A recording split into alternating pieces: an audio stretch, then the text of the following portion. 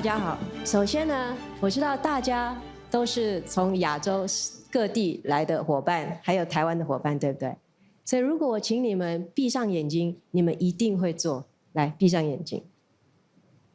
所以当你闭上眼睛的时候，想一想，我需要你们闭上眼睛想2件事情。第一件事情就是用你的意志力消除你现在肚子咕噜咕噜叫的声音。所以现在我们的饥饿感完全没有了。第二件要思考的事情是，你们记不记得12岁的时候我们在做什么？回想一下，当年非常年轻、非常可爱、充满活力的你在做什么？好，请打开你的眼睛。在很遥远的印尼，有一个小朋友，在他12岁的时候跟着他的妹妹，才10岁，2个姐妹就觉得说，我的身边这么多的垃圾，这么多的塑胶，我一定要把它们消除。但是要花多少时间呢？所以他们带了几个朋友开会之后决定应该经过1个暑假，巴厘岛的所有的塑胶就会不见了，1个暑假就可以了。然后他们就开始工作到了暑假结束的时候，他们才发现原来这是不可能的任务。这个时候他们在街上奔走的时候，大家看到他们了，对他们的说法都不会说你们好勇敢，你们好有创意，你们好努力，你们好负责任。你知道大家看到他们都说什么吗？谢谢。你们什么？OK， 又是一个没有理想的老人。Sorry。看到他们，我们看到年轻人就会说：“哦，你好可爱哦 ，so terrible。”所以我们对小孩子永远觉得他们只适合可爱，对不对？你好可爱哦，还有行动力。当我们说他很可爱的时候，背后其实只有一个，就是说你好傻，对不对？等他们长大了，我们也没有给他们权利，我们一样继续用水果的名称来称呼他们，对不对？叫他们是芭乐，叫他们是草莓，叫他们是水蜜桃，现在还叫他们是柳丁。Why？ 因为柳丁白白胖胖，好嫩好嫩，可是我们只会压榨他们 ，right？ 所以我今天非常非常荣幸要介绍一个不是草莓，不是水蜜桃，也不是柳丁的人，是一个充满创意、充满热情、充满行动力的一个年轻人，非常非常年轻，从12岁到现在，他还在努力，他没有应验我们华人所说的小时了了，大未必佳，因为对我们来说，他是我们的未来，所以我们欢迎 Melati 来自。Thank you. Thank you. And hello, everybody. I'm so grateful to be here in Taiwan, in Nantao, in Puli. Thank you for having me, and thank you for your patience. I know that it is lunchtime, so I had originally prepared 45 minutes, but I think after hearing all of the incredible lessons, thank you, in the session before, we have a very big picture and an understanding that we cannot waste time. The time for change is now. So with that respect, also representing Gen Z, I will do my best to be succinct and share a little bit about my story on how to be a change maker. Yeah? As you heard in my introduction, I started at 12 years old. But I think the best way of introducing myself to you is by sharing 3 fun facts. So the first one, you see this big boat behind me. I'm an island girl. I grew up in Indonesia, in Bali, and I had the honor of sailing around the beautiful islands of Indonesia on this boat. If we go to the next slide, the United Nations. I was 14 years old when I first entered the United Nations General Assembly Hall, and I thought, this is it. This is where we're going to change the world.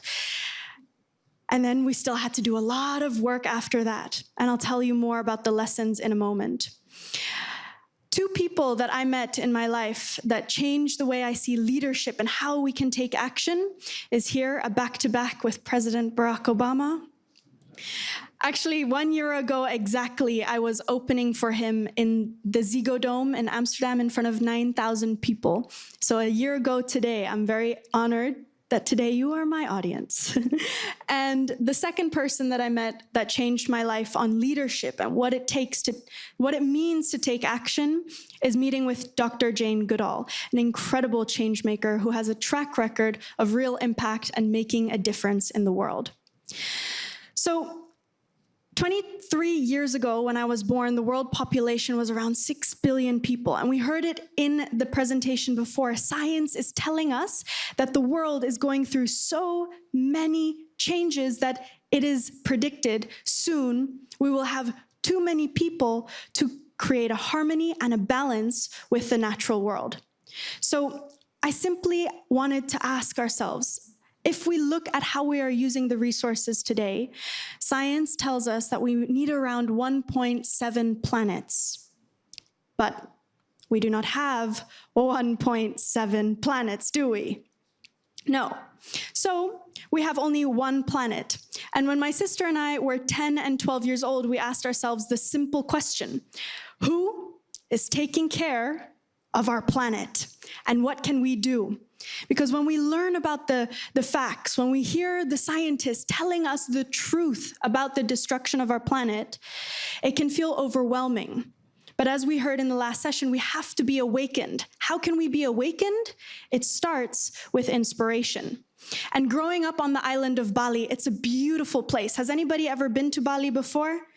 Oh, many people. We had this morning the beautiful instruments from Bali and the gamelan.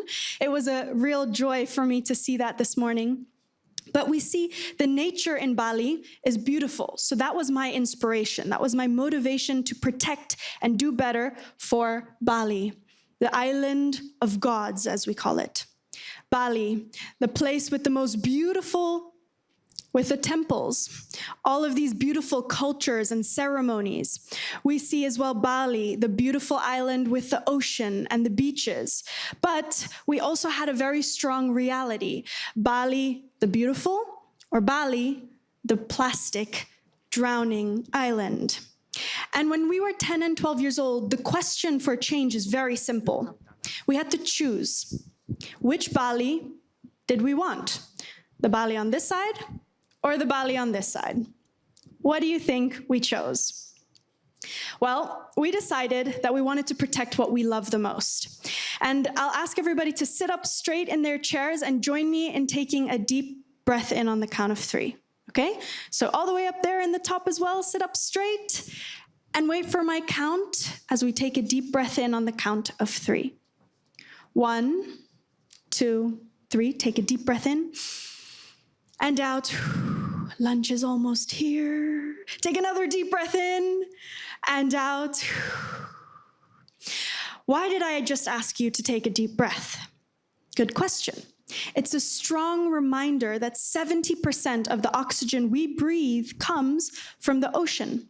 That means every second breath. That means that whether we're in Bali or in Taiwan, the ocean is important. And that was our connection. That was what we wanted to protect. And so at 10 and 12 years old, we decided to take action and fight the plastic pollution.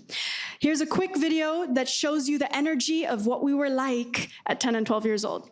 So if we can play the video.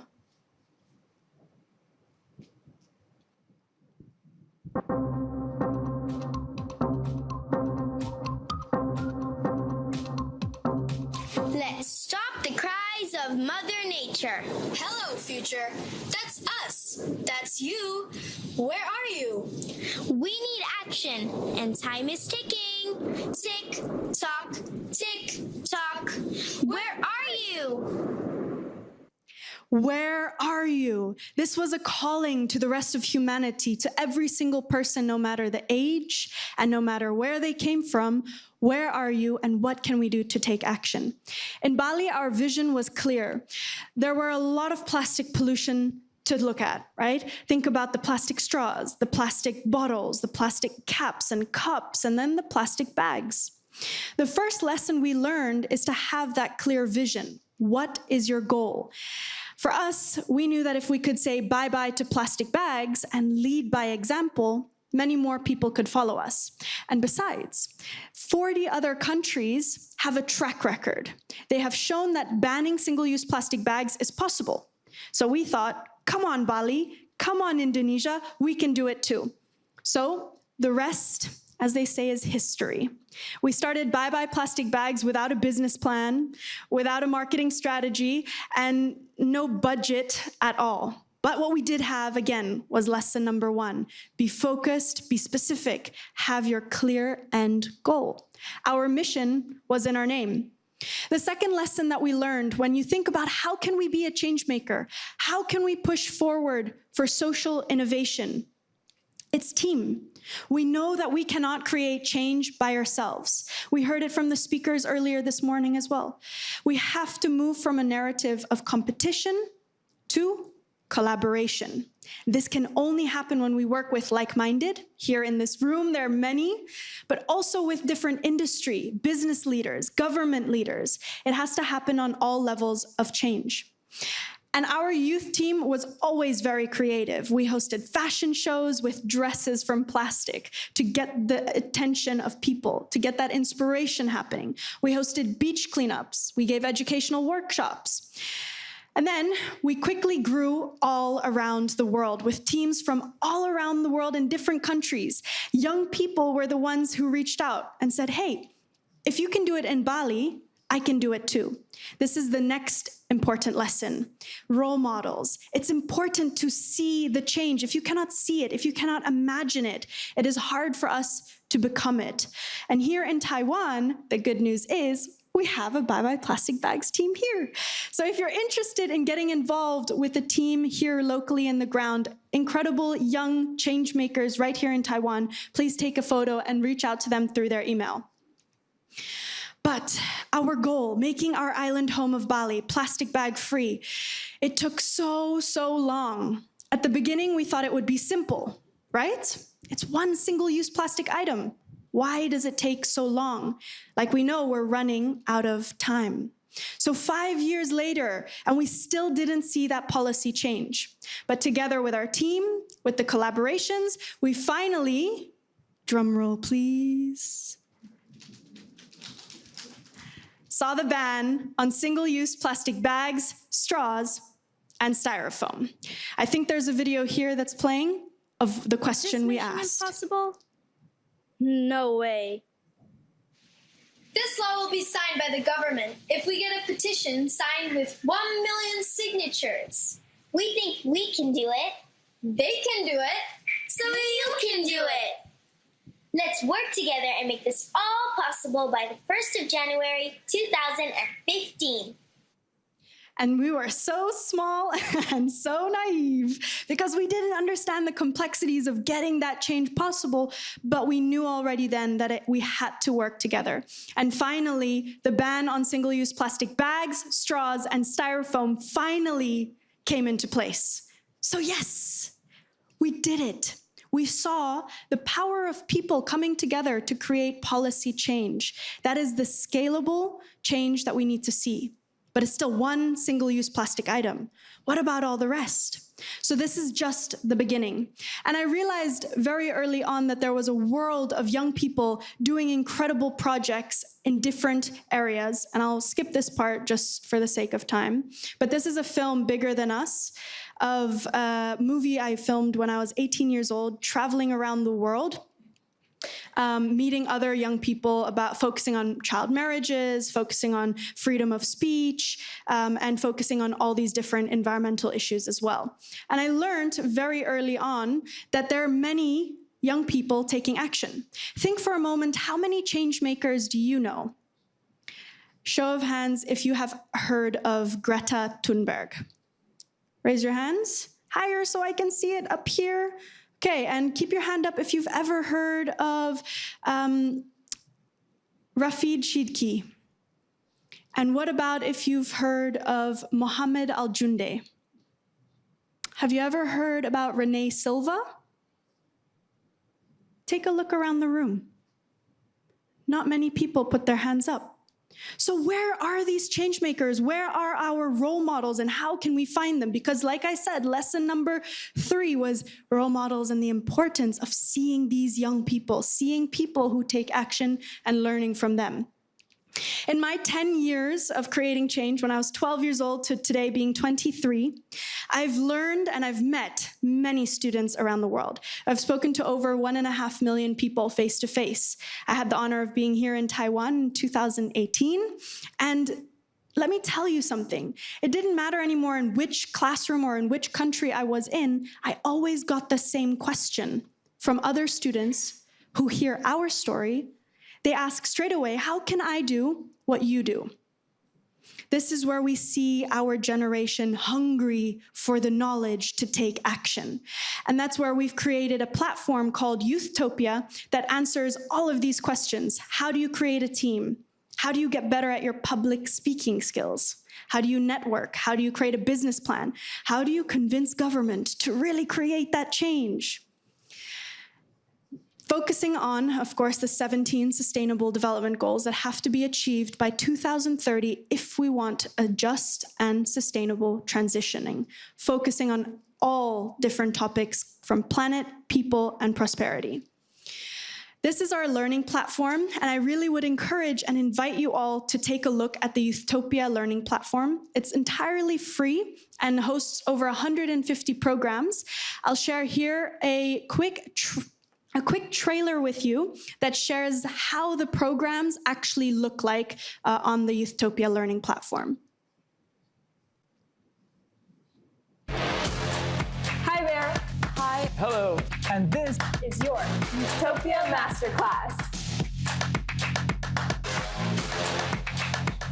Throughout the journey, we were always asked the same question no matter where we were. And that was, how can we do what you do? And that's why we're here with Youthtopia, making this masterclass for you. My name is Melati, and I'm Isabel. My name is Faisal Manjumba. my name is Mohammed Jinde. My name is Gary Benchigib. My name is Clover Hogan, and this was your Youthtopia Masterclass. So there you have it, the style and the energy of young people coming together to share their lessons learned. Because again, if we cannot see it, we cannot imagine it. And Youthtopia has a network of 300 changemakers from 40 countries between the ages of 12 and 25 years old, who all have their own projects and their own track record of change. So the one, Mohammed Al-Junde, who I asked the audience before, when he was 12 years old, he had to flee Syria, his home, and he entered Lebanon as a refugee. When he needed to go to school, like any other 12-year-old, the school system said no, because you're a refugee. Instead of backing down and instead of giving up, Mohammed started a school where today over 600 students walk in and out as a safe haven, which is school for them. Here you heard of other change makers. We actually have one Circle of Youth member in the audience, Sophie Hanford, who's a speaker. We can give her a round of applause. She is an incredible, yeah, let's do that. Sophie Hanford, who you will maybe hear from later in the afternoon if you're joining her session, is an incredible young change maker also in the world of politics, refusing to wait until we are older to start entering those spaces of change. So all different skill sets, which we need, all different role models, which we need. And here I put a QR code that I'd love to invite you all to take a photo of that brings you straight to the free learning platform of Youthtopia. Use this resource, share this resource. I heard teachers asking questions before. This is a free learning platform that shares inspiration for your students. And like we learned, we have to be awakened. How do we awaken? We become inspired. And after inspiration, we can take action. And with that, I will close my session because I know everybody's itching to get to lunch, but I'll be here for the next several days, also giving more sessions and workshops tomorrow to go further into detail. But my closing message is that we need you. When we think about change maker, sometimes we don't think we are a change maker, but actually we all have a role to play, whether you're a student, a business manager, a CEO, or a politician, a scientist, we are all change makers. And I hope that today you feel that change is starting and it starts with you. Thank you very much.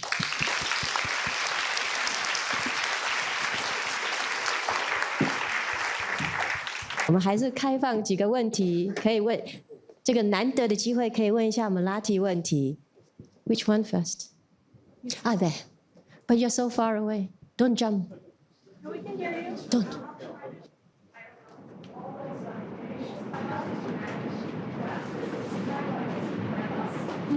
Definitely. Thank you for your question. Just to translate that for anyone who couldn't hear, and just to summarize your question, if I got it right, you were asking, how does a young person navigate these spaces with so many factors against us being taken seriously? Is that a good summary? Okay, great. Great question. And I think what's funny is that when I think about being 12 years old, I was way more confident than when I was 18 or 20. And I think that that's because if we look at the society we grow up in, there's this idea of linear growth. And you go to school, you learn what you have to learn, you memorize answers instead of getting taught to ask questions, which is very important distinction. And it shapes how our society also views young people, right?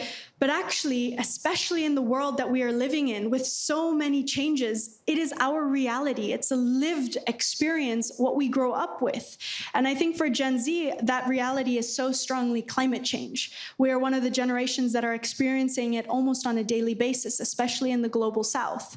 So I think the way that I kind of navigated it is to hold on to my reality, my truth of what I know we are experiencing as a country, for example, in Indonesia. But of course, there are all these cultural barriers, and in Indonesia especially. I mean, put being a girl and the age, respecting your elders and not speaking up, for example, there's a way to do it respectfully and there's a way to show your track record. And I think that the lessons that I shared of being clear, what's your call to action? If you want to be taken seriously, show that you've got a plan. Show that you've got an idea of where you want to go. 2 is leading by example. Imagine I'm asking you, say bye-bye to plastic bags, but then secretly I'm using plastic bags all the time. Would you say bye-bye to plastic bags? Most likely no. So I think that this is where we need to see leadership, and that's where I shared the 2 people in the beginning of the presentation. I've had to interact with incredible world leaders all around the world. And the thing is, with the best leadership, you see the best implemented action. So lead by example, no matter your age and no matter where you come from. Thank you for your question.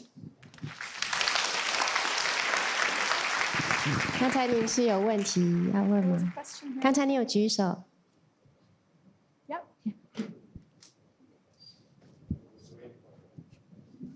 Hello, hi, I'm very inspired by your speech. So my name is Stephen Ho. I'm a student at National Taiwan University right now. How do you allocate your time when you actually have such a wide spectrum, like all 17 sustainable development goals? How do you prioritize your time and your team's time now? And can you share with your initiatives, like maybe in a year or 2 or 3 years? Just short term, I think is good enough. Yeah, that's a great question, because I think time management, it's such an important skill and we're not taught it enough at an early age. And we're expected to know how to manage our time when we're in a crisis like the climate crisis. So how do we do it? I think when we talk about how do we allocate it with all the 17 sustainable development goals, what's beautiful about Youthtopia is that we are a community. And I think that this is where we also try and empower existing solutions in different parts of the world in different ways across all the different projects. So we really push forward others who are on the grassroots doing that work. And we have a platform that amplifies and empowers those projects further through learning material, which is the biggest focus area for Youthtopia, education. And then the other element would be like financial support to students. And this would actually be a nice shout out to any young person here that thinks they have a great idea or a great project. The other focus area of Youthtopia is to have that financial support as an offering to students through our mini grant programs. And those, I would say, are our 2 main focuses: education, empowering and showing the real life examples of change makers who are spreading the word across all 17 SDGs.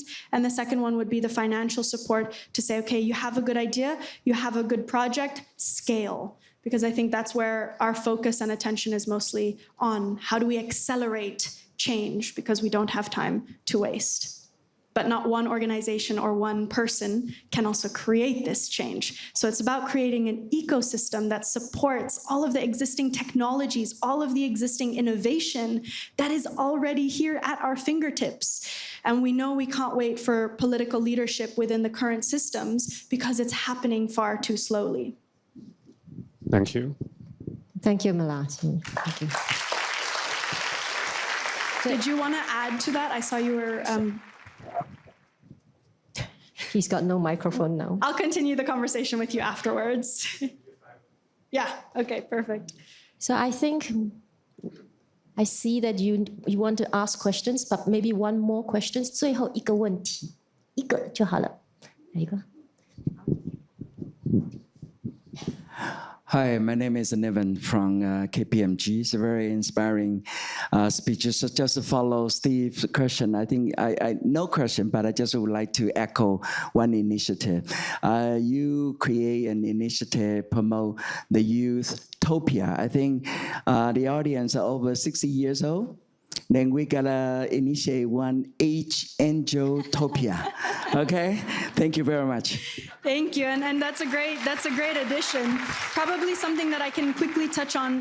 The intergenerational aspects is important, and that's why I emphasize so much on collaboration, because young people today know that we cannot do it alone. That's what's powerful about our generation. We know that not one person or one organization can create change. So the intergenerational collaboration between Youth-topia and Old-topia is very important. And our network of young people and the young change makers at Youth-topia is called the Circle of Youth, but we also have a Circle of Wisdom. And there we onboard different business leaders and really incredible mentors who can share their knowledge, who can share their experiences and give resources that perhaps the young people do not have. So of course, this should be an integral part of any social innovation work that we do. Thank you. Thank you. 对，我还是要做一个小小的总结。刚才 Niven 说我们要成立一个 Old-topia， 我非常非常不赞成。怎么可以说 Old-topia 呢？我们要做一个 We-topia， 对不对？因为不能只靠年轻人，还要靠我们大家。So we have to do Utopia。明天下午的早上10点的时候 ，Melati 还有一个 workshop。还有一个工作坊是已经有25个人报名，我相信我们还有更多的名额。如果大家有时间，也欢迎来参加。So thank you very much. Thank you. Thank you so much, everyone.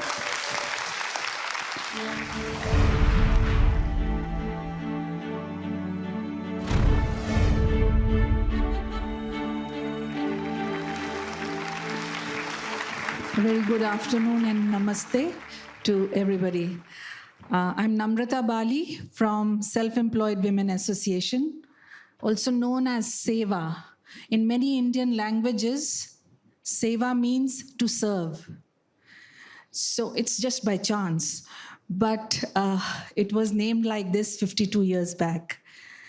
SEVA basically started in 1972, and since it was born in a city called Ahmedabad, the state of Gujarat, from where Mahatma Gandhi was.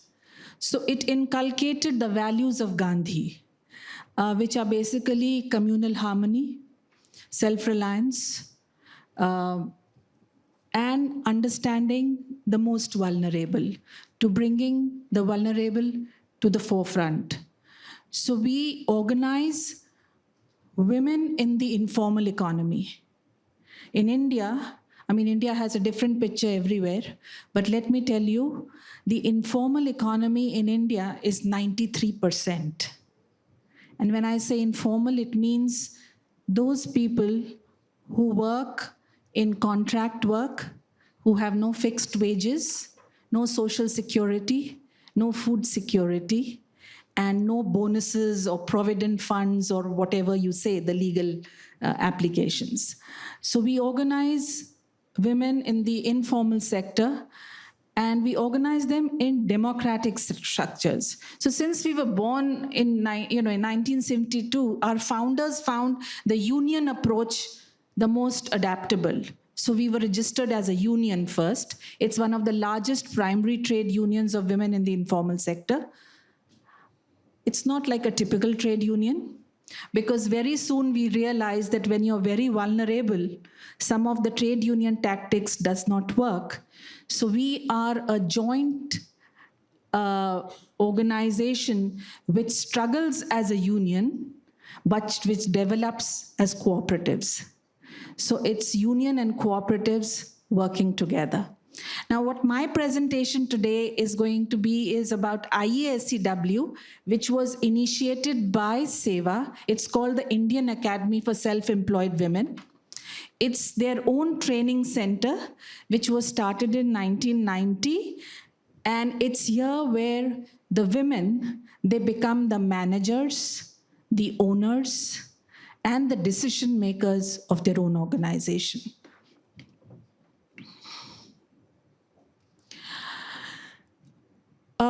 The first thing that we always learn in our organization is that we are all connected and we belong to something. The previous speaker spoke about many things, and I'm trying to relate to the poverty issues that we have in India. When women come to us for the first time, it's very hard for them even to introduce themselves. I came here on the stage and I first said my name.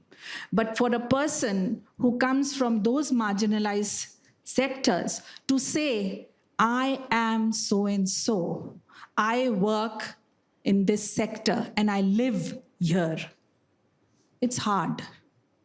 Firstly, because as women, here is the gender aspect. As women, we are always introduced as somebody's mother, sister, daughter, or wife. Our identity somehow is lost somewhere, although our parents may have given it. So to say I am Namrata Bali is very difficult. To say I'm a construction worker, no. I do some useless work on a site. Or I sit at home and, do embroidery. But to say I'm an embroiderer or a construction worker is hard. I live in house number 1 of this slum area in the city is hard, because I'm never recognized with these 3 main things. So my first connection to the training center is Nam, Kam, Gam. In our language, Nam means name, Kam means work, and Gam means the place you live. Nam, Kam, Gam. So you're connected with that. Now coming to our objective and the approach. Our experience has been that women's needs and priorities point towards to full employment and self-reliance. So when we say full employment, it means that employment which gives them wages, which gives them food to eat, which gives them healthcare and childcare, which gives them a roof over their head, by which they can at least have some asset. If I'm tilling the land is my own. If I'm stitching on a sewing machine, that machine is my own. If I am working as a home-based worker or a vendor, the cart is my own, the hand cart on which I sell everything, or the cart on which I sell everything. So full employment, of course, the economists can argue this definition, but for us, full employment means that, and self-reliance means, for us, which we are all talking today, is sustainability. How do I sustain myself? So therefore, in ISCW's objective is to improve women and girls' dignity, welfare, and self-representation through training, education, research, and communication. Our experience has always said that empowering women requires a holistic approach, integrating economic activities with supportive services. Therefore, we emphasize holistic empowerment, coupled work security, income security, social security, food security, and organized strength to empower impoverished women fully. As the organization has been there for more than 50 years, it's working with 3 generations.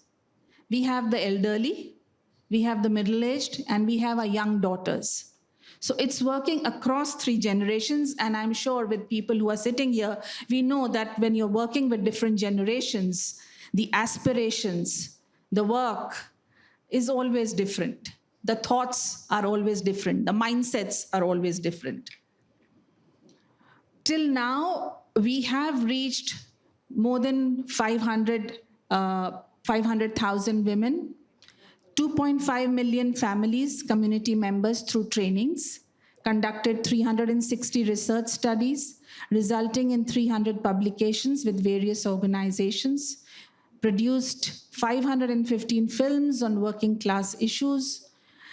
And all this, let me tell you, I mean, the figures are there, the statistics are there, but these statistics are very important because these statistics can relate the micro issues to the macro issues. As women from the informal sector who have never been to a formal school, they have their knowledge and wisdom. They have a lot of knowledge and wisdom. What they don't have is the scientific knowledge. So it's very important to link the micro to the macro and to bring the macro to the micro. So these statistics and the work that they do, it's here that the grassroots women are trained as leaders. That is our main objective, to build cadres of grassroots leaders who become managers and owners of their organizations. They are the grassroots researchers who are doing the studies. Of course, to get the stamp, because it can be biased, we have to relate, we have to collaborate, we have to partner with universities. We have to partner with the experts, the statisticians, sometimes the economists, to make it a policy document. There are women who themselves, I mean, they are not literate, but they are very good videographers. They are very good photographers. Today, in an era when digitization is happening so fast, these are the women who have now acted and they have made their own cooperatives through which they are giving this service. Well, our insights have always told us that women feel empowered when they are organized, self-reliant, and have the following. It's very important to be organized because alone I'm very vulnerable, but when I get organized as a community, as a group, as a collective, as a cooperative, as an association, you can name it in every context, there's a different name, or even a company, I get empowered because of that. And this helps in making myself self-reliant. Now, why this is very important, of course, organizing is not that you always organize around a livelihood issue. The entry point can be anything. You can organize through anything. It can be maybe during an epidemic. People just organize because they want to do some precautions during that time, and they want that to happen. During a period when you're in your slum, the drainage is a problem. You organize around that. Maybe you don't know how to write an application to the municipality and you want to get together and you make yourself together. So organizing can be done through any entry point. And in this exercise, there are various tangible empowerment and intangible empowerment things that we have noticed. For example, having my own bank account, having my own fixed deposit, having my own insurance, having my own pension account, having my own credit, my own house, my own business equipment, my own workplace, my own land, my own increased wage. These are tangible empowerment, and we work towards that. So when we are doing our educational program, we link them, we network them to those various things. Let me share with you that we also have a women's credit. We have a bank. It's a bank which is recognized by the Reserve Bank of India, which has 12 branches in the city. We have our own insurance cooperative. We have our own health cooperative. We have our own childcare cooperative. We have a group which is giving elderly service, especially because we are working with 3 generations. So we have members who are over 60 years of age. There are some who are about more than 80 years of age. So we have a program for the elderly also. And in these programs, these tangible things become very important. Similarly, what we see during the whole process is how you see the self-confidence of women rising, how their self-esteem. When I come here and I introduce myself, my self-esteem increases, my self-confidence increases, my self-dignity increases. I become self-reliant in decision-making. Until yesterday, I had to depend on somebody to make a decision for me. But today, I can make a decision. I can say, okay, fine, my daughter is going to the 6th standard. She will do higher secondary also. Or I'm not going to let her have a child marriage and get married at a very young age. I can take those decisions once I start getting organized. My awareness increases. I become fearless. I can speak out in front of the policeman. I can speak in the front of the municipal commissioner. I can speak in front of my contractor, my employer. So that kind of fearlessness also comes in me when I get organized. I become independent and I start taking leadership, not just for myself, but for my. So organizing and education for us is the foundation of empowerment. Of course, this is not a story overnight.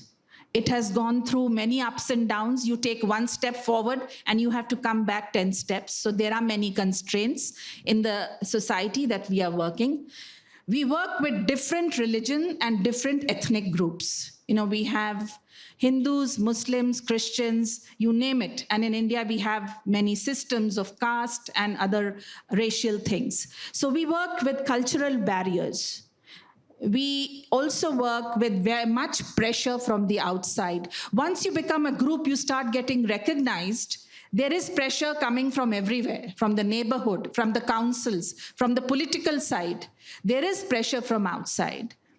There is a negative self-image. You know, when women start moving out of their homes, a woman who has always been in the four walls of her house and she starts moving out, there is a negative self-image. Oh, where is she going? Why is she going at 9 o'clock in the night? What is she doing at that time? So when she starts taking decisions and coming out to become a leader, a decision-making, you have to work on the negative self-image. Many times there is violence, starting from domestic violence to work violence. There's use of other dominant and legal bodies. There's resistance from the family. The first person to tell me is my own brother, my father, my husband, my son. They will first have resistance towards my going out. There's a division amongst the workers. If I'm most vulnerable, I'm a paper picker from the street. And for a person who's a slightly higher, she may be working on a construction site. So there is also a division among the workers. There's a division amongst the informal and the formal workers. If I'm working in a factory and I'm working at home, there's a division amongst, although we all come from the workers' background, but there is harassment. The tactic of singling out those who are weak. There is resistance from the dominant class because, we have different class when you're working in the neighborhoods and the slum areas. There's victimization and terminating employment. Once I start voicing out things, I'm terminated. So what we have done in the organization is that we try to build their capacity towards member-based organizations. We call them MBOs. And a member-based organization, of course, as many of you would know, there are defined criteria for membership. They are transparent, democratic management governances. They agree to the aims and objectives together. They agree to the programs and activities. There is an elected leadership. There's a financial self-sufficiency. There's a decision-making power with the members. There's a focus on needs of members, and it runs with contribution and participation of members. So we have about 18 organizations working together. There are 3,600 collectives, which are self-managed, they are autonomous, and there are about 105 cooperatives that have been registered over the time in different sectors: agriculture sector, handicraft sector, service sector, and marketing sector. There are many types of member-based organizations with whom we are working. There are trade unions, self-help groups, societies, cooperatives, associations.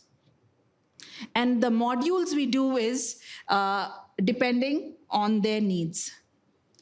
There is a comprehensive training approach, which is very participatory and inclusive, because 80% of the members who come to our training centers have never been to a school. So we have to use many kinds of participatory methods. Basically, what we try to do is we make theory out of the action that we do. These are some of the points that we have inculcated around organizing and strengthening, like working towards social security, mobilization, advocacy, skill development and training, negotiation, collective bargaining.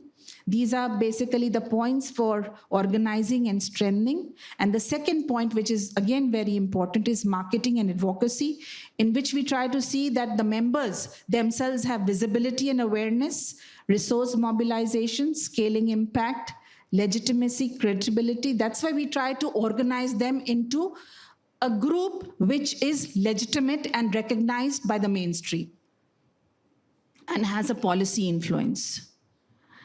The technical skills for management, of course, that's another third module that we do. Many of these trainings are offline and online. Thanks to the pandemic, we all learned how to be online, and we are teaching our teachers to be online. Classroom to doorstep, participatory trainings with PRA, role plays, games, and videography and audio. And these women workers, they themselves become the educators, researchers, radio jockeys, videographers, and the education. 80% of the people who work, they all come from the informal sector. Over the years, their capacities have been built up to carry on these activities themselves. But our main focus is building grassroots leadership and decision-making capacity. These are just some of the visuals that I'm sharing, which happen in the trainings. Many trainings are classroom. Many trainings are just done under the tree, in the courtyard, on the temple premises. Wherever they get space, they do these trainings. But of course, the trainings are very much structured, and they build the values of coming together despite the diversity. So every day, we give them, it's not done as a training as such, but like when you come together, you chant the prayers of all religion. You call each other sister and brother. So it's like you eat together. So these are very simple things, but which bring in the value of coming together. And these are done during the training programs. Once they complete, there are 5 main trainings. Once they complete these 5 trainings, so they are like the 5-star members, and there's a graduation ceremony after that. Why not? I mean, we all are in the university. We are privileged people. We get, if we go to school, we get a certificate. When we go to the university, we have a convocation ceremony, and we always remember each other as my batchmate, 1985, 1990, 1998, or whatever. My roll number was so-and-so. So we have a very proper graduation and a convocation ceremony in which we try to felicitate, and they become the 5-star leaders. These are some of the trainings, which I won't go into detail because I know I have taken a lot of time. But for us, this is an ongoing journey. The journey will never stop. It's still on. Okay, thank you, Namrata.